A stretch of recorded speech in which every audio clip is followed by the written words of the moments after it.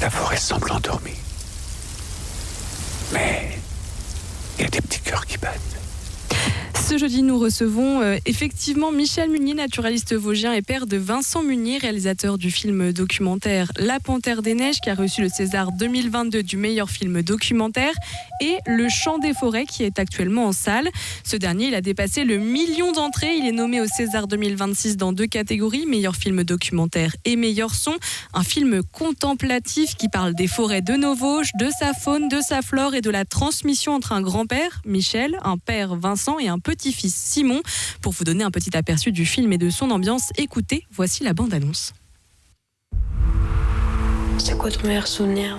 C'est comme j'ai vu pour la première fois le grand tétras. Ça a été un grand moment, ouais. Cet oiseau vivait dans les Vosges depuis plus de 10 000 ans. En 50 ans, j'assiste à sa disparition. Et toi, papa, quand est-ce que tu as passé ta première nuit dehors? À ton âge, exactement.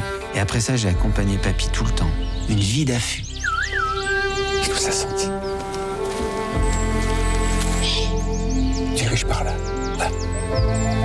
Les arbres aussi écoutent le chant des oiseaux, tu vois.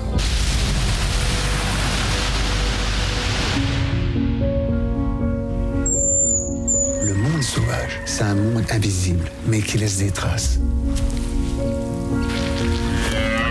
Ça bouge dans le vent.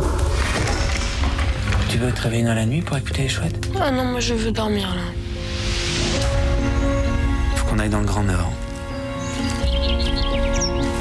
Et tu penses qu'on va revoir des tétras? On a des chances de les entendre, mais de les voir, c'est moins sûr.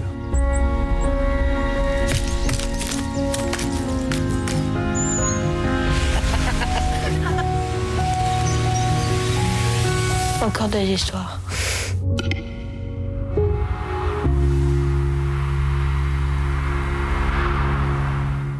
Eh bien, bonjour Michel Munier, on vous a entendu dans la bande-annonce. Bonjour Zoé. Eh bien, merci déjà de prendre le temps de venir nous parler de forêt, de transmission, de son, de silence et du vivant, bien sûr. Vous êtes naturaliste et œuvrez depuis de très nombreuses années pour la préservation des forêts vosgiennes et du grand tétras. Ce film, est-ce que c'est pas un bel hommage que votre fils vous rend? Comment vous avez vécu ce regard posé sur vous? Écoutez, quand Vincent m'a parlé de ce film, j'étais heureux puisque ça me tenait à cœur. Depuis 50 ans qu'avec des amis, je m'occupais de tenter de protéger les forêts vosgiennes. Et puis, quand ils ont réalisé le montage dans leur studio, qui a duré 9 mois, je venais de temps en temps voir et j'étais assez ému des séquences qu'ils voulaient présenter.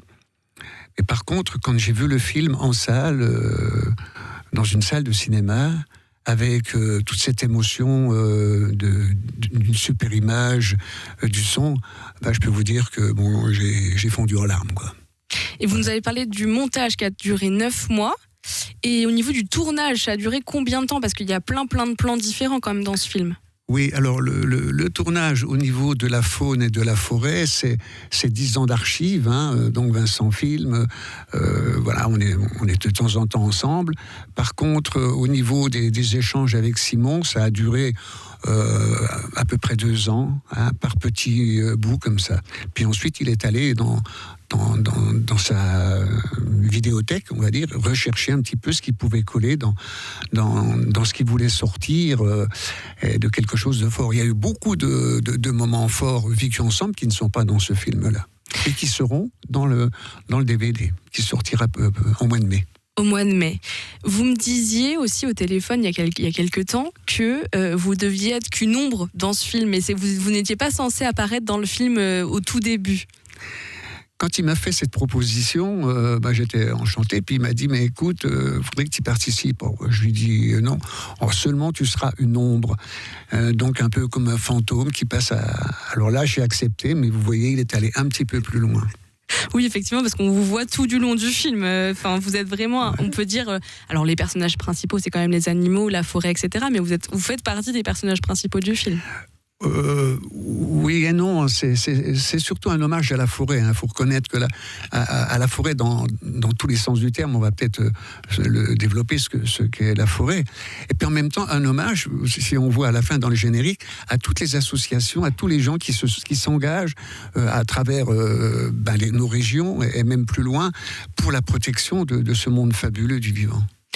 On vous voit dans le film aussi, avec Simon, avec Vincent, vous observez, mais vous restez plusieurs moments quand même longtemps en forêt. Concrètement, vous partez avec votre duvet, votre appareil photo, votre caméra, et vous vous installez, mais vous restez sur place combien de temps ? Est-ce que c'est le temps que vous observez l'animal que vous voulez observer ? Oui, alors quand on veut faire une image, quand on veut aller voir une espèce, parfois on ne la voit pas, parfois on en voit d'autres. Alors effectivement, on prend tout le matériel pour passer, alors si on a le temps bien sûr, on peut passer une nuit, un jour, 2 jours, 3 jours sur le site, mais on sera comblé par énormément de mouvements, non seulement des bêtes, mais par tout ce qui se passe dans ces forêts. Qu'est-ce qui peut se passer concrètement pendant une observation comme ça ? Eh bien déjà, les lumières, vous avez la nuit, le crépuscule, le matin, donc tout change, et puis vous avez les activités de certaines espèces que vous entendez, mais que vous ne voyez pas, puisqu'on entend beaucoup plus qu'on ne voit. Mais en même temps, si vous voulez, quand on reste silencieux très longtemps en forêt, on peut voir des petites choses, l'infini, un petit insecte qui court, une fourmi qui transporte voilà, et tout ça, en même temps, c'est symbolique. Eh bien, merci beaucoup pour ces premiers éléments de réponse, Michel Munier. Nous, on se retrouve dans quelques instants après la page de pub, et vous êtes avec nous jusqu'à 13h, Michel Munier.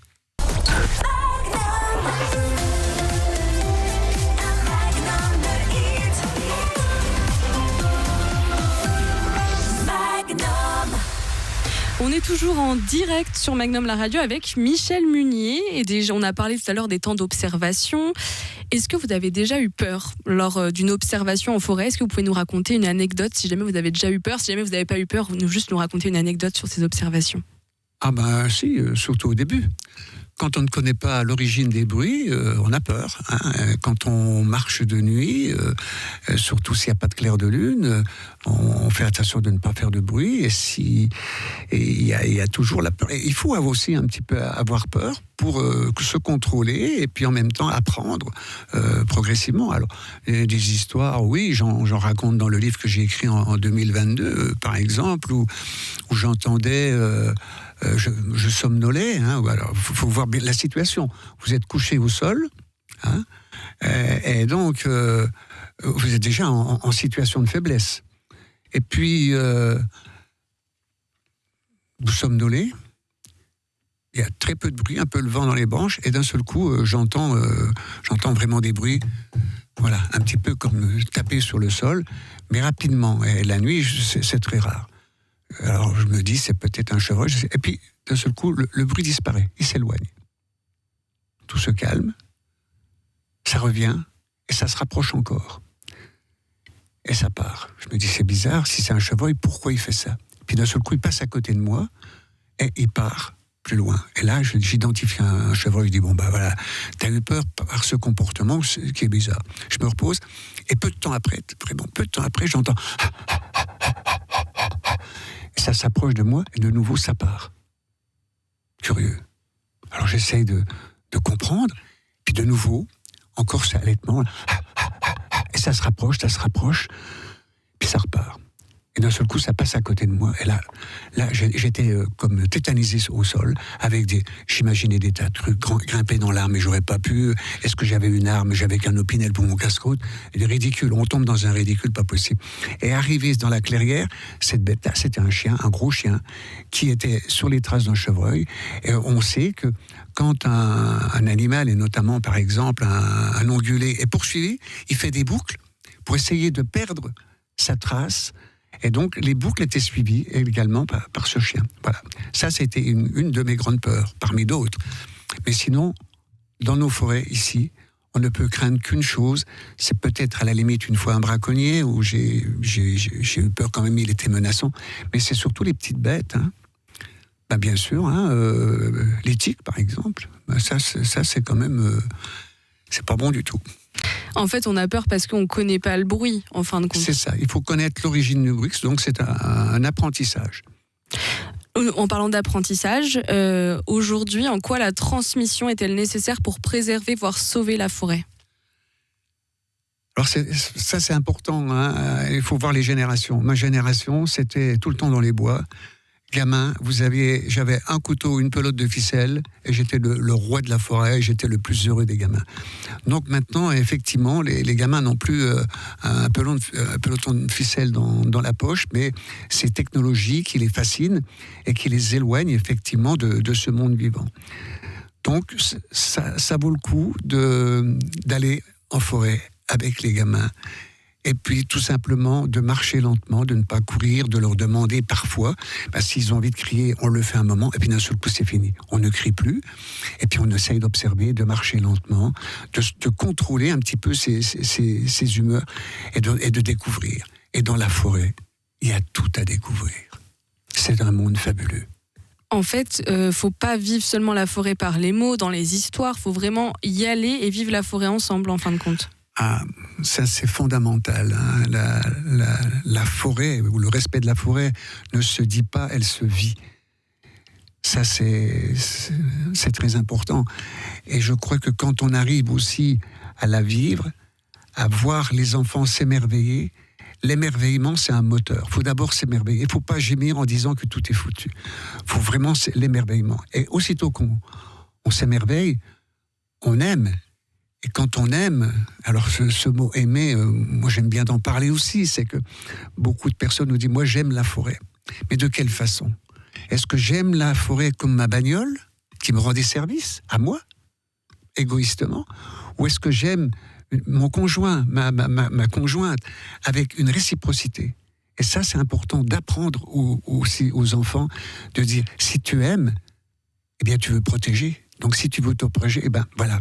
Je crois que plus on sera nombreux à avoir cette démarche-là, peut-être qu'on arrivera à freiner l'excès de cette perturbation de nos forêts.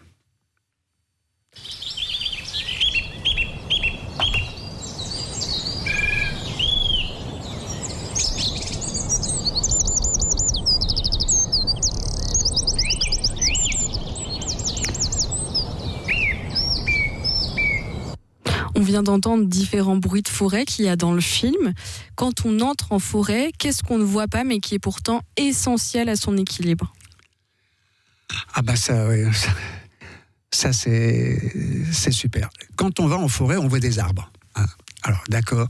Donc les arbres, pour certains, ça représente le bois.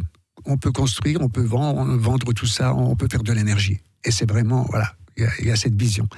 Et puis d'autres personnes, ils vont pour se promener et fascinés. On est fasciné par les arbres qui ont leurs racines plantées dans le sol, le tronc qui s'élève vers le cosmos. On voit même, on arrive à se dire, mais voilà, c'est le lien entre la matière et l'esprit, entre la terre et le ciel. C'est extraordinaire. Mais l'arbre ne peut pas être sans l'eau. Et l'eau ne peut pas être sans l'arbre. L'arbre redonne une ambiance humide, et il y a la vaporisation des arbres, et en même temps l'air et les insectes. Un arbre ne peut pas être sans les insectes sans les arbres. Les oiseaux, pareil. Les micro-mammifères, tout ce monde travaille pour l'arbre. Quand on lit le rôle de la forêt, avec un certain moment, tout à la fin, on dit c'est pour préserver la biodiversité. Mais c'est grossier. L'arbre ne vit pas sans cette biodiversité. L'arbre n'est pas sans les champignons. Donc effectivement, non, si on veut une forêt riche, résiliente, il faut absolument qu'on soit très attentif à tout ce monde microbien, mammifère, oiseau, qui fait la forêt, qui fait l'arbre. Michel Munier, dans tout ce que vous nous dites, là, il y a les insectes, il y a les arbres, mais il y a aussi les vieux arbres, les arbres morts. Pourquoi on les supprime encore alors qu'ils sont centraux dans l'écosystème forestier ? Ah oui, donc on en parle dans ce film, hein. On parle de la crise du logement, et où on voit sur un même tronc plusieurs trous, et on voit plusieurs espèces. Ça, c'est fondamental. Un arbre mort et un arbre beaucoup plus vivant, puisqu'un arbre mort, c'est une nurserie, une maternité, une supérette, un refuge pour l'hiver. C'est incroyable. Vous avez des développements. Alors bien sûr, il y a les oiseaux, il y a des insectes, hein. Il y a des insectes, il y a des champignons. Et ces arbres-là ont un rôle à jouer. Je voudrais insister sur sur un regard à avoir sur la forêt, ou au moins en partie, ou au moins sur des corridors. La forêt devrait être vue comme un clan, comme une famille, comme une tribu, avec des jeunes, des adolescents, des adultes jeunes, des adultes âgés, des vieux, des sénescents, mais aussi des handicapés. Vous voyez, ça me touche beaucoup. Le peu de cas que l'on fait de l'handicap au niveau des humains, on essaye de valoriser avec difficulté. Mais au niveau de la forêt, on fait parfois ce qu'on appelle des coupes sanitaires. Les coupes sanitaires, c'est de couper tout ce qui n'est pas droit, tout ce qui présente des défauts. Un arbre foudroyé, un arbre qui a été, aussi brûlé par la foudre, ou des branches cassées par le gel ou la forêt. Tout ça, ce sont des niches écologiques d'une importance capitale. Donc, il ne s'agit pas de laisser tous les arbres, hein, les arbres qui ont des défauts, mais il faut en laisser une proportion, parce que ce sont eux qui nous font réfléchir à la vie, qui amènent la vie et qui nous font réfléchir à la vie. Donc en fait, on peut dire qu'il y a la société humaine et il y a une société aussi de la forêt. Il y a une société, tout à fait. Tout à fait, c'est la famille. La famille de la forêt, c'est une famille, oui. Et ça veut dire que si on coupe tous ces arbres qui sont morts ou ces arbres qui sont en fin de vie, concrètement, ça peut avoir un impact sur la biodiversité également ? Bien sûr, on aura des forêts qui vont chanter. Vous savez, il suffit d'aller dans une forêt où on a laissé des vieux arbres, des arbres morts au sol, la forêt, elle va chanter. Beaucoup plus. Il va y avoir un dynamisme, il va y avoir une ambiance incroyable dans ces forêts. D'où le titre aussi, Le chant des forêts du film. Oui, tout à fait. Et puis là, ce que Vincent a présenté au niveau des sons qui sont poignants, hein, il faut reconnaître, mais c'est qu'une toute petite partie des sons que l'on connaît, mais une toute petite des sons qui sont émis par les espèces. Et ça, c'est très important de se dire que nos capteurs visuels ou auditifs sont vraiment très faibles par rapport à certaines espèces. Il y a des sons qu'on n'entend pas. Il y a comme la chauve-souris, par exemple, on entend des sons, même le chien, même le renard, mais encore bien d'autres.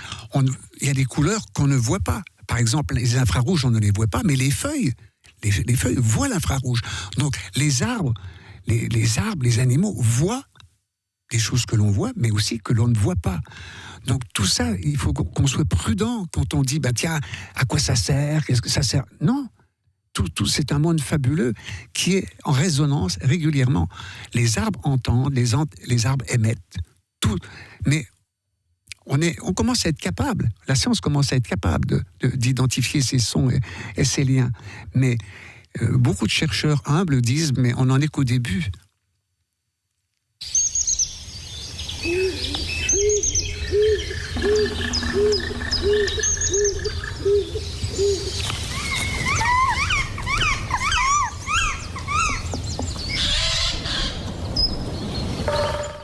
En parlant de son, on vient d'en entendre, qui sont également dans le film.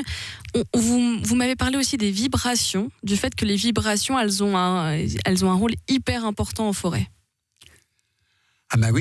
Oui, puisque c'est vraiment le langage. Alors déjà, ce qu'on entend, c'est les oiseaux. Pourquoi les oiseaux chantent ? Mais on sait en partie pourquoi ils chantent. Hein. Ils chantent aussi au moment de la parade, pour définir leur territoire. Et peut-être qu'aussi certains chantent par la joie. Vous voyez, il y a des moments de transition régulièrement. J'aime beaucoup de parler de ces transitions entre, par exemple, la prairie et la forêt, mais entre le jour et la nuit. C'est formidable ce moment-là. Ce moment où il fait nuit, vous entendez les nocturnes, qui ont des chants parfois puissants, mais certains ont des chants très faibles, donc ils peuvent s'entendre. Puis d'un seul coup, 1 heure avant la première lueur, il y a un coup de froid. On remarque ça, la température va baisser, et là, il va se passer quelque chose. Donc, il y a des nocturnes qui vont s'arrêter, puis d'un seul coup, on va commencer à entendre certains oiseaux, petits passereaux, et le chant va démarrer avec la lumière, et cette lumière qui va arriver, souvent, va réchauffer un peu le sol, puisqu'il y a eu ce coup de froid, et puis vous avez une brume qui va s'élever. Et quand vous avez ces phénomènes-là, alors, surtout au printemps, vous avez un bouillonnement des chants des oiseaux. Et là, il y en a qu'on n'entend plus. Moi, j'ai des copains ornithos qui sont capables, quand tous ces oiseaux chantent, à identifier tous ces oiseaux. Moi, je suis incapable. À certains moments, c'est un grand concert. Et vous n'entendez plus rien. Et parfois, je me dis, mais c'est aussi bien. Vous savez, c'est comme dans un orchestre. Vous allez écouter un orchestre et vous dites, ah, là, le violon, là, le hautbois et tout. Mais de temps en temps, ça vaut le coup de ne pas faire travailler sa tête et de faire travailler ses vibrations intérieures. Donc je crois qu'aussi, dans la nature, toutes ces vibrations, c'est un milieu vibratoire.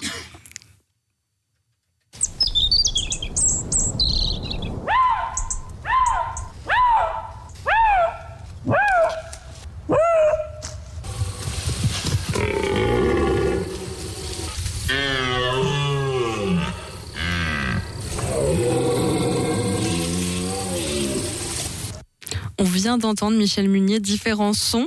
Alors, il y a le lynx, il y a le brame du cerf, il y a... Alors, je ne vais pas me tromper sur... Je ne sais pas si c'est une chouette ou un ça, en tout cas, c'est un oiseau nocturne au tout début. Je ne vais pas me tromper sur l'espèce. Est-ce que vous pouvez nous parler un peu des différents sons des animaux de la forêt que l'on retrouve dans le film et ce qui raconte du vivant, ces sons d'animaux? Ah oui. Alors, on va commencer par ce qui a été dans le film peut-être le moins surprenant, on va dire. On va commencer par les nocturnes. Bien sûr, là, il y a des nocturnes, on les entend toute l'année, en fonction des conditions. Alors, parce que c'est pour se repérer, mais en même temps aussi, c'est des chants de bonheur, de joie, et c'est pas n'importe quelle ambiance. Souvent, quand il y a du vent, quand la forêt est bruyante, ils ne vont pas chanter, parce qu'ils aiment chanter quand ils peuvent entendre un danger, ou peut-être entendre un concurrent, ou un congénère. Donc les petites choses. Et puis, je crois que la nuit, c'est beaucoup plus vibrant, dans ce silence, quand vous entendez d'un seul coup, mais ne serait-ce que la hulotte. Des hulottes, on en a aussi bien au cœur des forêts que dans les villes. Quand vous entendez ce chant, qui était jadis perçu comme maudit, c'était mauvais présage. Oui, donc parfois, il y a une bonne évolution quand même dans ce sens-là. Le lynx, alors c'est assez déchirant, c'est qu'une petite partie, c'est ce qui se passe en mars, actuellement, février-mars, où le lynx va feuler, on dit, et va pousser ce cri déchirant de plainte. Et ça, c'est des moments très forts. Beaucoup de naturalistes rêvent d'entendre, comme le loup, d'entendre le hurlement de cette bête-là. Dans les Vosges, si on veut parler du lynx, c'est assez déchirant. Ces dernières années, on avait un lynx, un mâle, tout seul, et qui feulait quasiment toutes les nuits pendant presque 2 mois. Et comme j'ai vu les tétras chanter sans femelle, qui s'accrochent et qui feulent, qui sont à la recherche. Et alors, donc, on ne va pas imaginer ce qui se passe en eux, mais pour nous, l'interprétation qu'on en fait, qui n'était sûrement pas la leur, c'est assez déchirant, quoi. Et puis, bien sûr, vous avez le brame du cerf, donc voilà, beaucoup de personnes ont été assez bouleversées sur leur siège au moment du brame du cerf. C'était un peu volontaire de Vincent de mettre en scène ce grand moment-là, où donc on a eu beaucoup de questions. Non, on n'a pas eu peur, parce qu'on est dans des baliveaux, on ne se met pas sur les zones de passage de ces bêtes-là qui peuvent tourner autour de nous. À un certain moment, pour elles, on n'existe plus, même avec notre odeur. Ceci dit, on fait très attention aux vêtements que l'on porte, à notre matériel, au parfum. On n'est pas à la salle de bain à se parfumer avant d'aller en forêt, bien sûr. Mais voilà, alors là, donc, c'est quand même des cris déchirants, violents. C'est quand même les plus grands animaux, les plus grands ongulés de nos régions.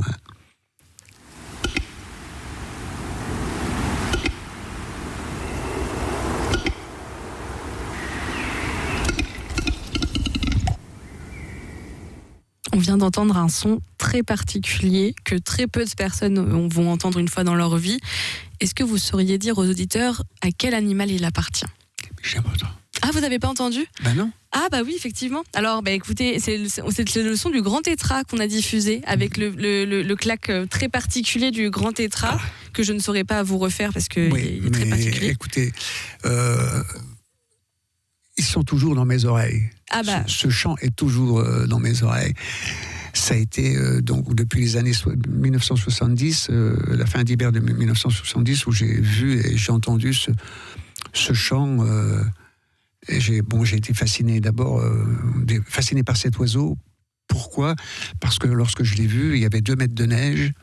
Il vivait dans ce froid-là et je me disais, mais pourquoi ? Et comment ? Comment se nourrit-il ? Comment fait-il pour résister à cette neige ? Mais pourquoi il est là ? Pourquoi il descend pas en plaine ? Parce que j'avais appris qu'avant en plaine, tout simplement, c'est parce que là où il fait très froid, où il y a beaucoup de neige, il y a très peu de prédateurs, donc il n'est pas soumis aux prédations. Donc ces populations résistent quand ils retrouvent, on va dire, des ambiances boréales. Et ce chant, en même temps, très faible, on dirait un claquement de bec. En fait, c'est pas un claquement de bec, c'est plutôt de la langue. C'est un son, un souffle qui passe dans l'orifice buccal et puis il le bloque, il bloque l'air et puis il la lâche d'un seul coup. Donc on entend. Voilà, un petit peu ça. Et donc, comme ce chant est très faible, nous, on le perçoit, on va dire, à peine 100 mètres. Donc, il chante la nuit. Il commence à 2h du matin, 3h du matin, quand il n'y a que les nocturnes qui chantent. C'est pour être entendu par ses congénères. Aussitôt que le soleil se lève et que les passereaux chantent, on n'entend plus son chant. Alors, il va descendre au sol et ensuite, il va battre des ailes, frapper le sol. Et donc, ça va faire comme du tambour, quoi. Et là, donc, il va se faire entendre. Mais pour moi, c'est un chant, c'est le chant le plus extraordinaire, et surtout celui des poules, beaucoup plus rares.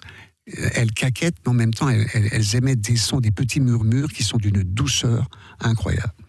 Voilà, ça m'a captivé. Ils sont encore là dans mes oreilles, et encore bien plus dans mes sentiments profonds de ce chant qui représentait le sauvage, la résilience au grand froid et la ténacité de ces oiseaux que les Nordiques appellent les chevaliers des forêts, parce qu'ils sont souvent au sol, ils marchent au sol tranquillement et se perchent uniquement la nuit ou quand il y a un danger pour dormir.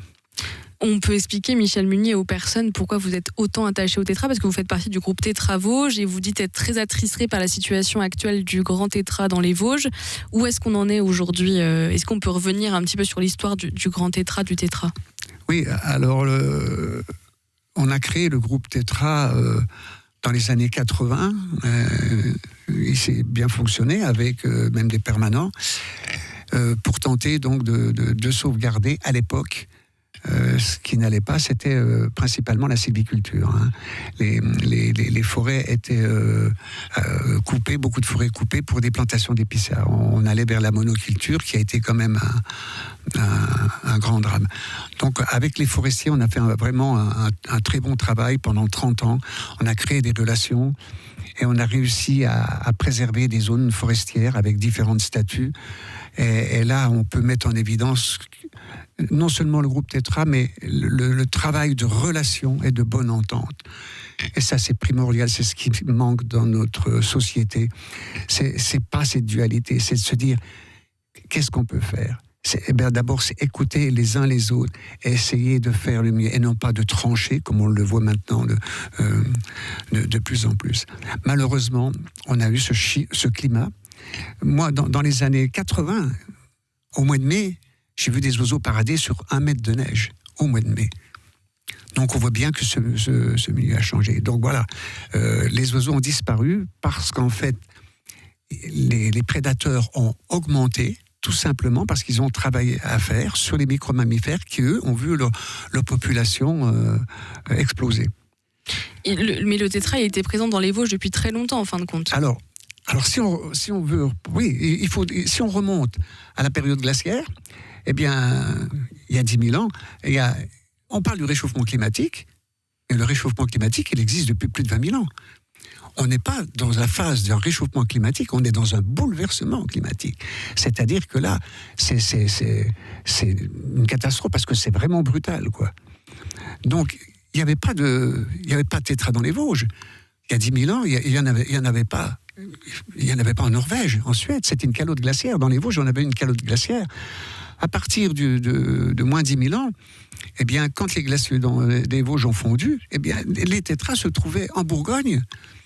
Les paléontologues ont retrouvé dans des grottes des ossements de tétras avec des ossements d'élan, de rennes, etc. Même vers Givet, dans le nord de la France, tout près de la Belgique, ils ont retrouvé tous ces ossements-là. Et puis au fur et à mesure, la forêt tempérée douce est arrivée avec toute cette foule d'espèces.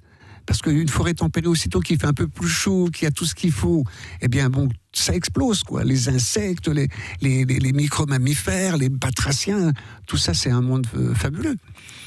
Et puis, à un certain moment, ils se sont regroupés où ? Sur les massifs de montagne. Et dans les Vosges, ils ont été coincés. À un certain moment, comme c'est des sédentaires, hein, c'est pas des oiseaux qui font des grands vols, hein, ils se sont trouvés prisonniers.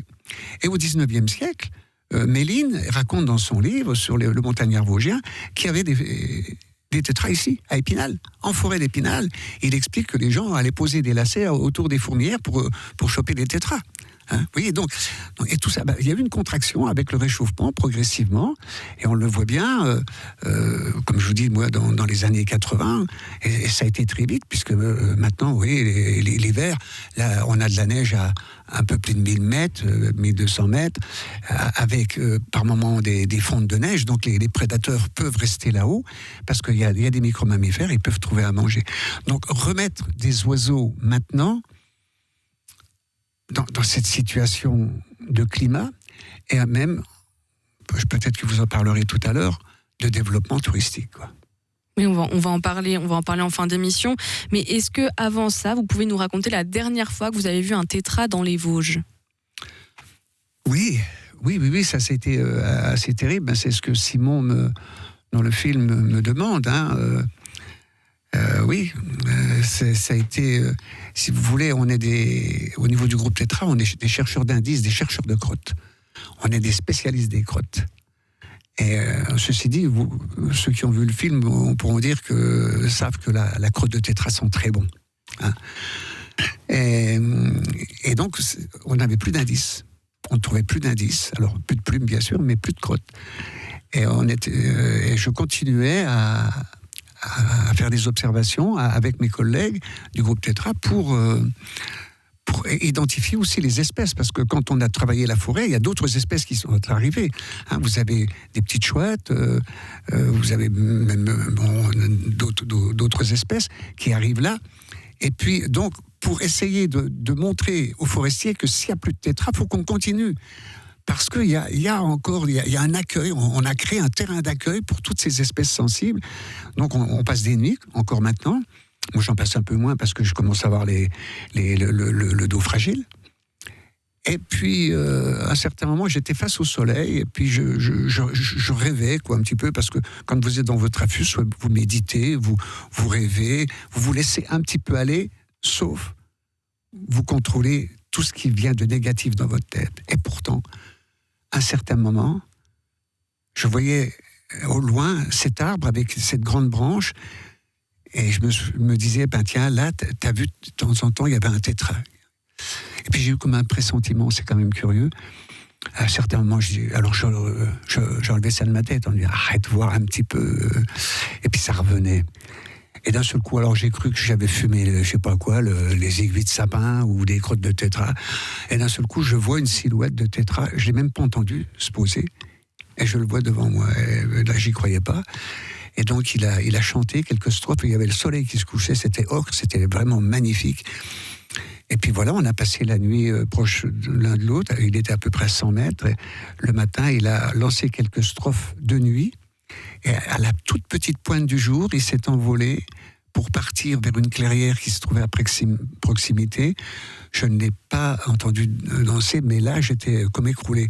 Je n'ai pas passé une très bonne nuit, parce que je me disais, mais comment il tient ? Comment il fait encore pour tenir ? Et ça a été terrible. Et le matin, quand le jour s'est levé, j'étais vraiment un peu bouleversé. De nouveau, voilà, comme je vous disais, j'étais négatif, et je n'arrivais pas à me tirer que c'était voilà la fin et que voilà, l'humanité, en partie, voilà, on était la cause de ça. Et il y a un petit troglodyte qui est venu sur le tronc de l'arbre, je le raconte dans le film, mais c'était incroyable, quoi. Il est venu, c'était un arbre mort, puisque dans ce secteur-là, on laisse des gros arbres au sol. Et il courait sur ce linceul de mousse de l'arbre. C'était très symbolique pour moi. Il courait et il chantait, mais d'un chant puissant, avec la petite queue redressée, et l'air de me dire, non mais t'arrêtes. Et moi, je suis là, j'existe.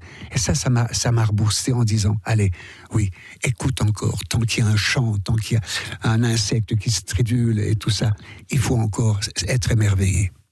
On a beaucoup parlé dans cette émission par à-coup de la situation de la forêt et de l'impact du tourisme en fait sur la forêt actuellement. Qu'est-ce qui dérange le plus les forêts actuellement ? Est-ce que c'est le tourisme ? Est-ce que c'est une autre raison ? Ah non, mais maintenant, alors si on parle, donc on parle plus de tétras, on parle au niveau de la quiétude des espèces. Effectivement, ce qui se passe dans les Vosges, c'est quand même incroyable, puisqu'on a voulu faire en sorte que les Vosges deviennent une zone d'attraction pour le tourisme. Vous avez des gens qui viennent de très loin, qui traversent des forêts magnifiques. Tous les gens qui viennent du Nord, ils traversent les Ardennes, la Meuse. Vous avez des forêts qui sont magnifiques. Mais non, on les attire dans les Vosges, donc on vient en voiture, donc on fait des kilomètres, des centaines de kilomètres, pour venir là, pour aller dans les Vosges. Pour faire quoi ? Pour faire du VTT, pour faire de la randonnée, donc c'est bien la randonnée. Alors parfois c'est de la randonnée en groupe où on papote, bon ça fait du bien au moral, mais aussi, eh bien on a vu se développer un nombre incroyable d'activités, que ce soit le vélo avec des moteurs, la moto trial, le quad, tous ces systèmes mécaniques, et puis bien sûr le GPS qui permet aux gens d'aller n'importe où, hors sentier, et de pouvoir se retrouver. Donc il y a la randonnée sauvage, on appelle ça la randonnée, donc on va n'importe où, et on traverse donc aussi bien des milieux comme ça. Vous avez le quad-chin, vous avez le survivalisme, et tout ça, c'est au niveau de la montagne, c'est terrifiant. Ce qui est encore plus terrifiant, c'est les aménagements que l'on fait. On fait des aménagements, alors quand on fait des parcs d'attractions, c'est bien en bordure de route, à bordure d'un village où les gens viennent s'amuser, parce que dans les parcs d'attractions, on se défoule, on crie, voilà. Mais là, il se passe quelque chose actuellement dans les Vosges de dramatique. Alors qu'on est en train de réintroduire des tétras. Ça ne marchera pas. Tout le monde le sait. Mais on continue. Juste à côté, on est en train d'équiper sur la commune de la Bresse une zone avec autorisation préfectorale, sans enquête publique, de mettre 8 câbles qui vont passer au-dessus d'une magnifique tourbière d'1,5 km de long, avec 3 gares, apparemment, où les gens vont dévaler dans un milieu de quiétude. On se pose des questions. Où est la raison ? On est soit... On ne sait plus. On ne sait plus. On voit que dans le monde, on a des gens qui font des présidents, des grands présidents qui font un peu n'importe quoi. Et on se dit, mais là, on est en train de faire n'importe quoi. Mais les Vosges, c'est un massif magnifique, arrondi, avec cette fameuse ligne bleue décrite par les poètes, avec un calme. On aurait dû développer les loisirs paisibles, de ressourcement paisible, et non pas de hurlements, de précipitations et de grands cris. Vous savez, j'ai des amis qui trouvaient ça dans les Vosges, et maintenant, ils quittent les Vosges, ils vont dans le Jura, parce qu'il y a trop bruyant, il y a trop de monde, on entend tout. Et ça, c'est un peu dramatique pour l'avenir de nos montagnes, de notre montagne.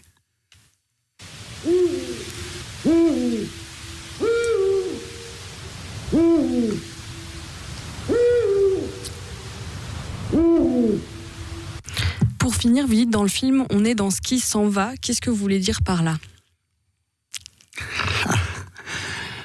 Eh bien oui, déjà vous voyez, j'ai un certain âge, je suis amoureux des vieux arbres qui s'écroulent et tout. Et donc c'est pas la fin. C'est pas la fin. Au contraire, on est EST, ou on est NAIT, on revient. Et je crois qu'on pourrait parler du chaos. La vie n'est qu'un chaos. Mais du chaos naît l'harmonie. Alors c'est sûr que nous, le dernier chaos, c'est celui de l'agonie et de la mort. Donc on s'en éloigne. Mais heureusement, parce parce qu'il va y avoir un renouveau. Et dans les arbres, il faut voir le renouveau. Le renouveau, je montre les petits arbres qui repoussent sur le corps des ancêtres. Donc ça, c'est capital à voir cette forêt de cette façon-là et notre vie de cette façon-là.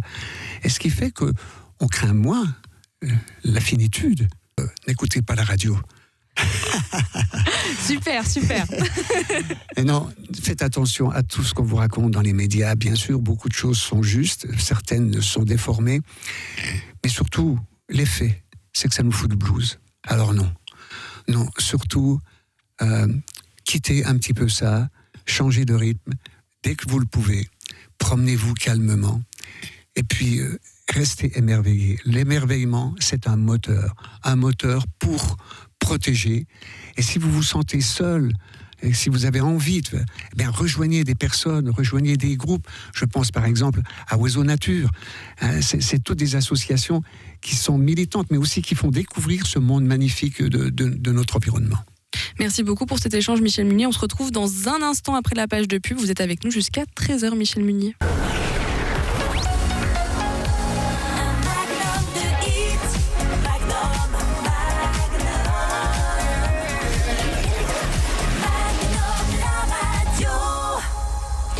Michel Munier, on est toujours avec vous depuis midi et là c'est la dernière question de ce long échange d'une heure.